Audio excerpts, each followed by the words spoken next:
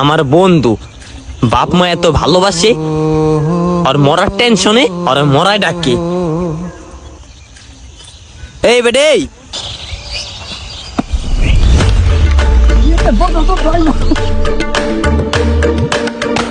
দাঁড়া, হারামজাদারা, বাপ মায় বড় করছে, এই জায়গায় উল্টা পাল্টা কাম করার লিগা। তুই জায়গায় কি করতেছিলি এই জায়গায়? আরে বেটা টেনশন, মাথা ভর্তি টেনশন। তোর মাথা ভরা টেনশন, ওষুধ লাগবো?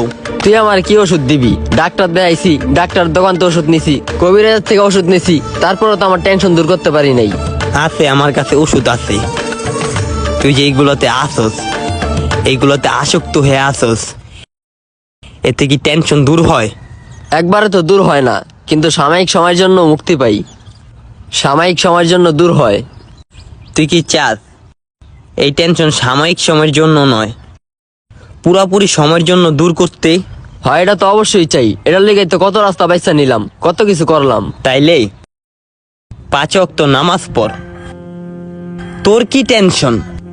তোর থেকে বড় বড় লোক যারা ঘুমাইতে পারে নাই, ডাক্তারের কাছে গেছে, কবিরাজের কাছে গেছে, ওষুধ খাইছে, বড়ি খাইছে, তারপরেও কি টেনশন দূর করতে পারে নাই।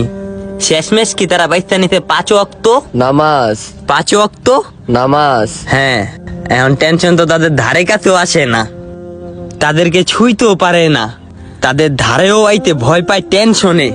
তাহলে তুই যদি সাময়িক সময়ের জন্য টেনশনের থেকে মুক্তি পাইতে চাস, তাহলে যে রাস্তা অবলম্বন করতে আসোস এটাই কন্টিনিউ চালাইতে থাক।